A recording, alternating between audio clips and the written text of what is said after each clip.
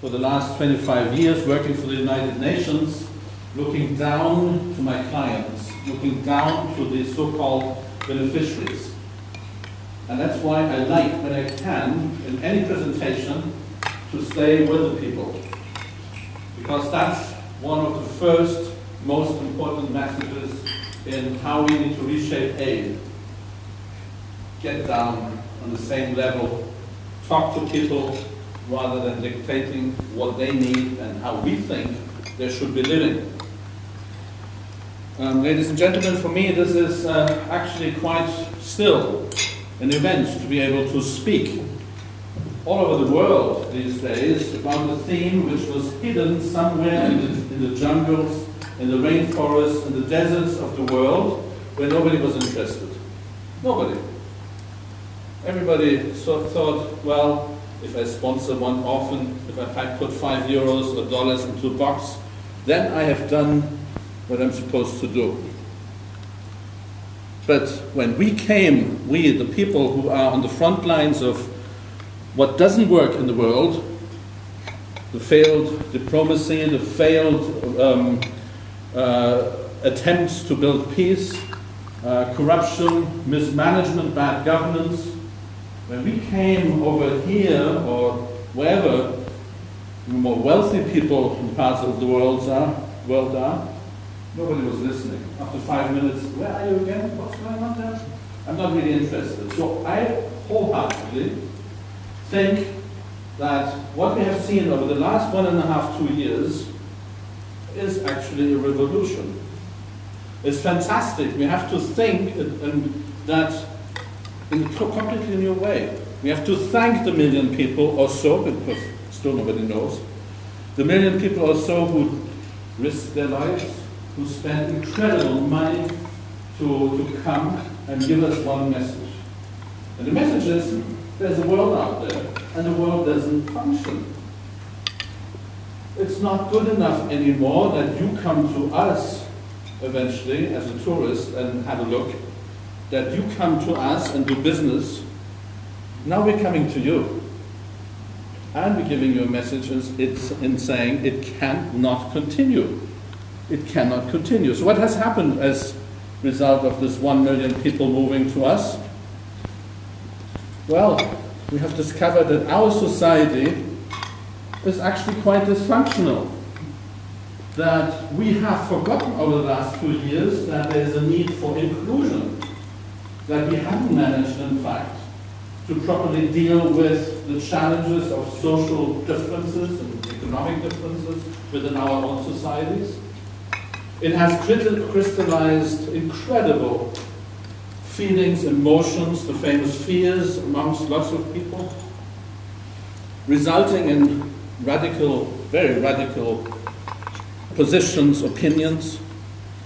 But in fact, this sleeping, underlying, hidden feelings of the people, it was about time to know about them. So in that sense, it's good for our society. We suddenly know we have a problem. And problems you solve only when you know the problems. We were quite content till recently. We thought everything is fine. Now we discover, that world is bad. And not only there, it's also here has challenges. We have discovered that ourselves, we cannot deal with crisis anymore. It's the last real crisis we had to deal with was 70 years ago, over 70 years ago. Then when we in Europe particularly received care packages from other parts of the world. So since then, we have forgotten what it means to deal with people's movements. We can manage airports with 20 million people coming through, but we cannot manage people who need accommodation, and that in a continent which has 500 million inhabitants. The most basic logistics failed. What we out there do every day, what aid workers in the world do every day,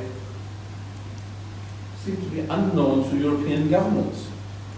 You refer to, and it was actually a bit earlier, you refer to 2 million people, 2.5 million people, remember 2009, came out of the valley of Swat in northern Pakistan as a result of the fighting between the Taliban and the Pakistani forces.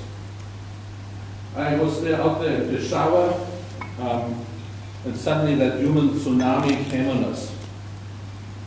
Trust me, within 2 weeks, 550,000 people were accommodated in camps, and they were supplied with the necessary what people need to survive. 2 million people were accommodated by others, by primarily poor population of Western Pakistan, but 2.5 million people were taken care of in 2 weeks.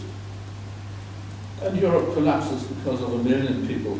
And we are putting them into Baumax halls, and we can't really find the place, and we're totally lost. We don't have enough containers where we can put them in. We're having discussions whether tents are good or not good. It's ridiculous. Instead of really getting back to what this is all about. Interestingly, I've been working on a project which deals with European crisis management, unrelated to the refugee crisis, of how do we get ourselves taken care of if there is, for instance, a flood. And we discover we are really, really bad in this. That was the project about. It's still ongoing.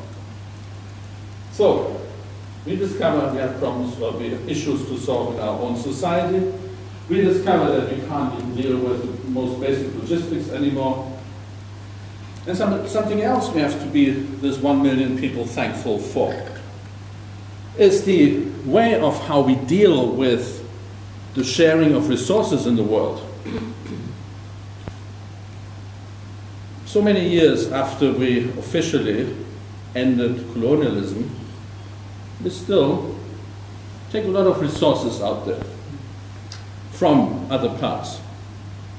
The minister I work for in Germany, Minister Müller, Christian Social Union, he says, and that's the CSU minister who says, we shall not forget, it's the G7 countries still being the biggest exploiters of Africa.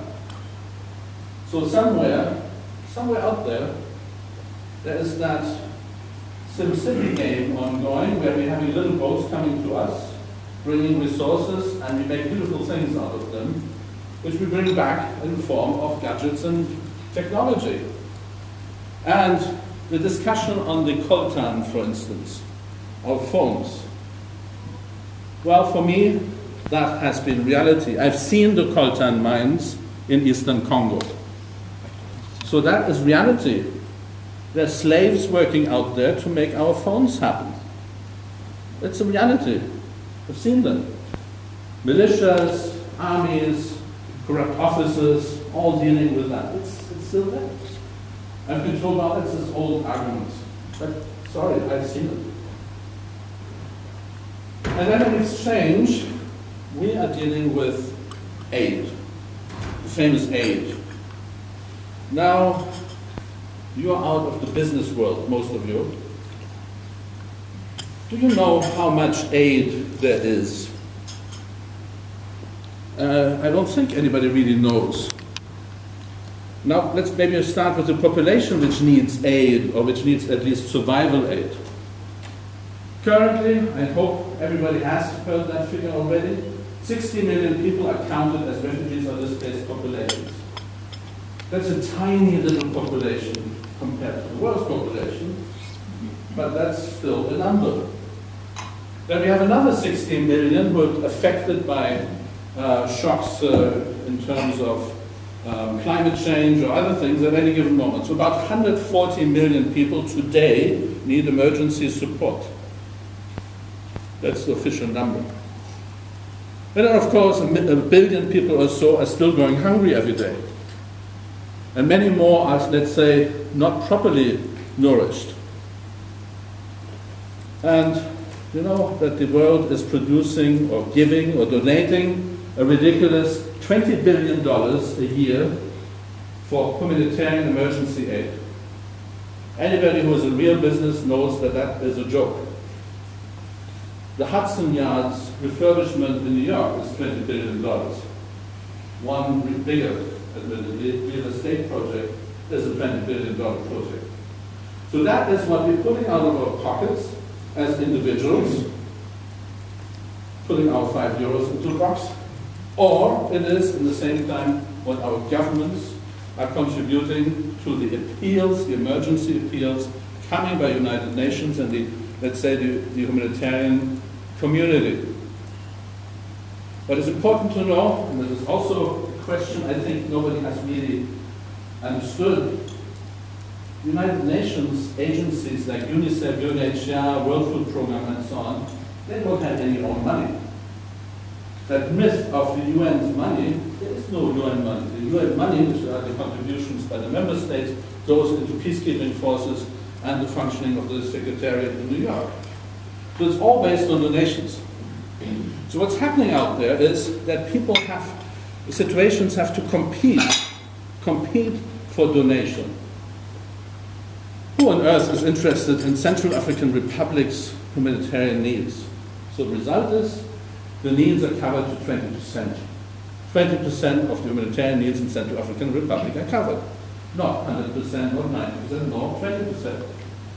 The Syria crisis last year, or this year, or actually for the last 5 years, you will be surprised to learn that our dear governments have only covered 60% of the humanitarian financial needs last year.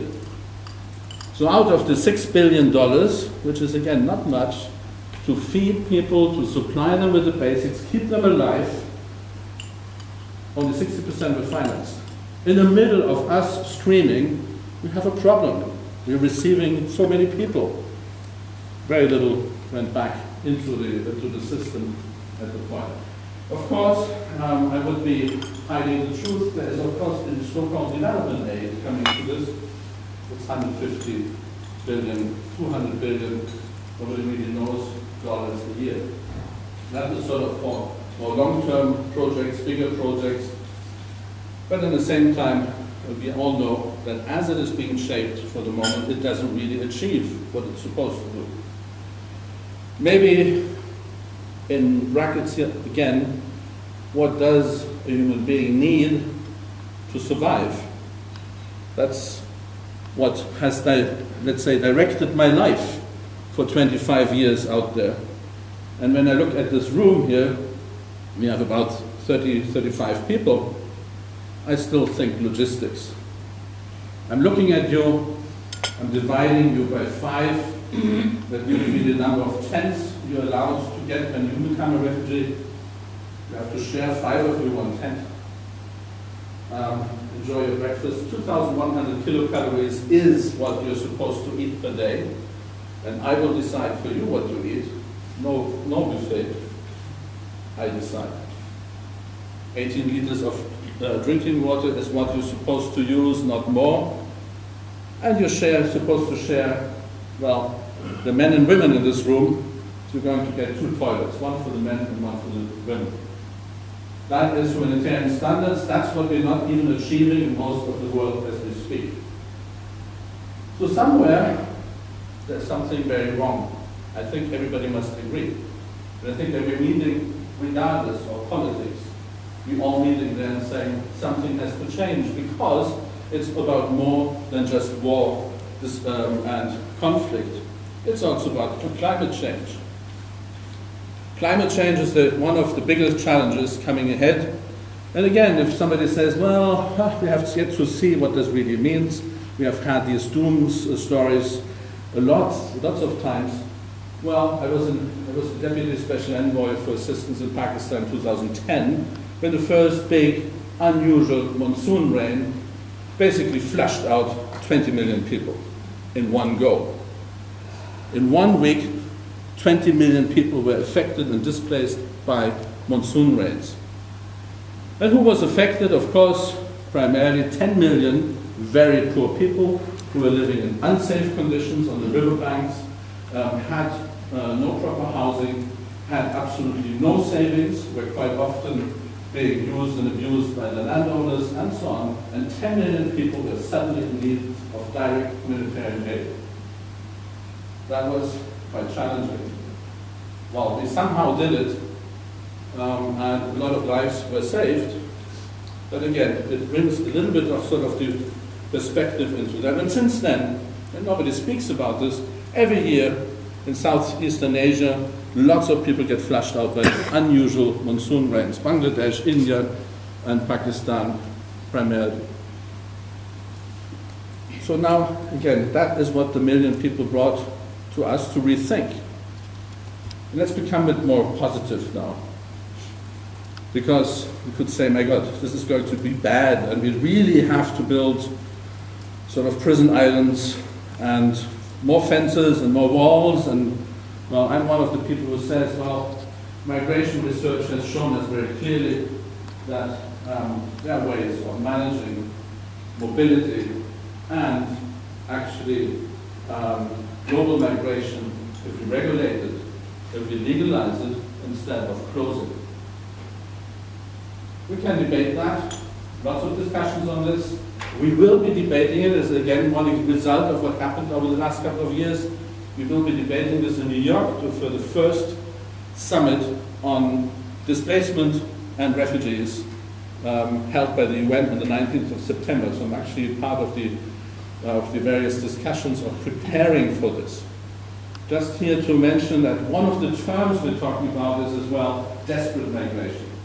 So not only to talk about refugees, but about people who are simply desperate, cannot stay where they are, but under the Geneva Convention of Refugee Protection, they're not refugees. So what do we do with them? We say they're economic migrants. Somehow there is a category of people which deserves very much attention and deserves solutions. So one, we have a summit coming forward. Summits, well, they're worthwhile if they lead to a process of reflection, and I think this is what is going on. We have had a number of sessions already, will have, and it will be leading to, I hope, a better approach beyond the immediate refugee dimension. It will also lead to reshaping aid. And again, that's why I'm down here. We have to change the concept of aid. We have to move in a direction where we use the resources the world has in a different way. It cannot be the 20 billion or the 150 billion in, let's say, more long-term aid. We have to bring in what the world has. There are trillions lying around. There is knowledge, there are technologies, there is everything has an answer. We know how to deal with energy, safe energy. We know how to have money transfer systems in a more equitable way, for instance, as is being done in Kenya with the M-Pesa system, where people use their mobile phone instead of having to go to a bank. Threatening for banks, but at the same time, a very good systems. We know how to treat water, how to clean water, how to desalinate water. We know how to deal with a lot of the challenges out there, and we have tested it somewhere. But it doesn't get together. It doesn't flow. This is basically what me and my team trying to get to, is to connect, to discover the resources the world has and make them available. Because that knowledge of where what is belongs only to a few. You're in business, you know where to find the resources. That's your business. But let me talk about a friend of mine who is the governor of the Hook region in northern Iraq, Kurdistan. So he had a region with about 1 million people in northern Iraq. Northern Iraq is 4.5 million, he has about 1 million people in the Hook. The city of the Hook itself had 700,000 inhabitants only 4 years ago. Today it has 1.4 million people living in one city which has 700,000. So imagine what that produces, or the challenges these people have. Not enough housing, because you can't put everybody in camps. There's 250,000 people are in camps, and 500,000 people or so are not in camps. There's more garbage, solid waste, from 600 tons to 2,100 tons, less water, and so on and so forth. The answer to this problem is not to go to the High Commissioner for Refugees and ask for garbage bins as a humanitarian contribution. The answer is how do we manage 2,100 tons of solid waste, which everybody knows who is in the business is actually a source of income eventually, which is a source of energy, which funny enough in Iraq is missing now, because the whole energy production has collapsed and is very, very unreliable, which of course has again a negative impact on the society and on the economy. So the real way forward is to connect Mr. Governor of the Hook with people who can help him to find the best way of how to treat that solid waste. What is the best business model to deal with this? Again, my traditional aid system will send a consultant. The consultant is going to cost a couple of $100,000. I was one of those people, and also not cheap, but that is how it works. We send a consultant. He will recommend the same waste management plan as recommended in Cambodia, and we will recommend that in the Hook. So what we're trying to do here now is moving ahead, and we're saying, let's connect the city of the Hook and the region of the Hook with modern thinking, design thinking, with planners, with people who can come up with the best model, which we will do here as well. Let's get MA 48 to the Hook. Or let's get, and this is what we're doing currently, we have linked up the region of Baden-Württemberg in Germany with the region of the Hook. And we'll start sometime in summer, early autumn, of connecting the industry, the private sector, the municipalities, the local governments of Baden-Württemberg, with the region of the Hook. Direct partnership, helping to work out what is the best model. Eventually there are opportunities coming out of this. Of course, and in this case, it's an easy one because half of Kurdistan speaks German. The other half speaks Swedish. Because all of them have been at some point part of us. That is why migration is actually building bridges. So if I would be an Austrian or German technology developer, investor or something, I could imagine that I would find very good people to work with up there. Now we have a problem, however, because we all know it's corrupt, it's bad, we have to be friends with the Barzani family and then this family and that family and so on, so we don't feel comfortable. That's why it is not happening most of the time. And these are these models we're just beginning to look at. And we actually found a way, which we're now going to launch together with the UK government and the German government and eventually the US government, to take the example of special economic development zones. Special economic development zones are one of the tools we all know are being used to actually get rid of some of the stupid bureaucratic and maybe sometimes also very corrupt structures in a given area, and we develop a zone where we produce, where we have a different regime ongoing. So we're developing a model of a development, of a developer and manager for such zones, which would provide legal and financial reinsurance to everybody who wants to come in. So any litigation, any problems will be solved in Switzerland, for instance. Any financial needs would be covered by that for-profit investment company, which is going to invest in the region of the Hook, like everywhere else. We're bringing in the aid money as a leverage. We'll be working with the World Bank and other reinsurance mechanisms such as MIGA, and suddenly we're discovering, out there's a possibility to actually make business in a relatively safe way. Because funny enough, we're not talking of course here about Syria itself or places where it's really hot, but places which stabilize, it should be possible to bring in a completely different connectivity to what the world can do if we provide that reinsurance. The positive effect, and I will come to a conclusion in a minute, the positive effect of globalization is as well that we will find in the most remote communities the people who know how the modern world functions, equal tens and poor people, no. There are people out there who are very, very switched on and who already have that connectivity through their mobile phones, through the network, to what the world can do. They want more than tents and survival. So for instance, 3 projects we are supporting and actually pushing forward is one, we're in Jordan, but this is also moving into southern Turkey, but as well into northern Iraq. We're helping through the Fab Lab movement to establish maker spaces, spaces where people can actually prototype and develop their own products with the modern technologies, the modern machines of this world. We're having a €5 million project in northern Jordan, which is coming now to implementation. It will produce the basis for young startups of Jordanians and Syrians in this space. A similar project is planned for northern Iraq. We have started, and here we are responding to the global need to have more coding capacity, more programmers.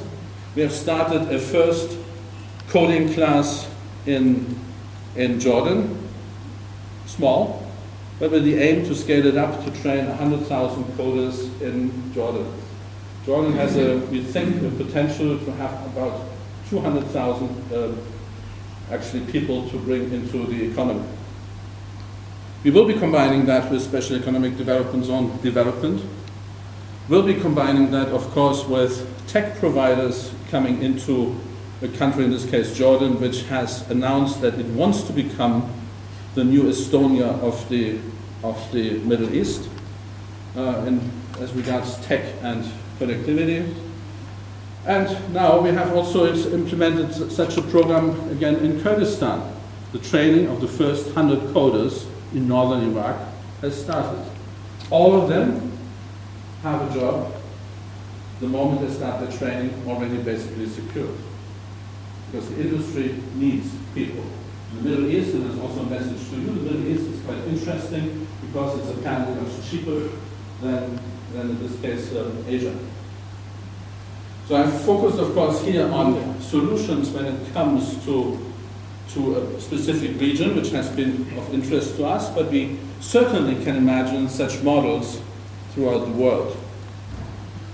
So on the one hand, we have populations with a lot of energy, with a lot of capacity, that don't want forcibly to move, but they shouldn't be prevented from moving. Why not? Why not allowing them to move through the world as we all move? But on the same time, on the other hand, we can create and develop the conditions for people to stay where they want to be and work. This is all what people want out there. But it really requires that we change in our brains the whole idea of us and them. There's only one world, and we're all citizens of that one world. If we want it or not, as different as we are. But it is possible to change the paradigm and moving into a totally different direction. Thank you very much.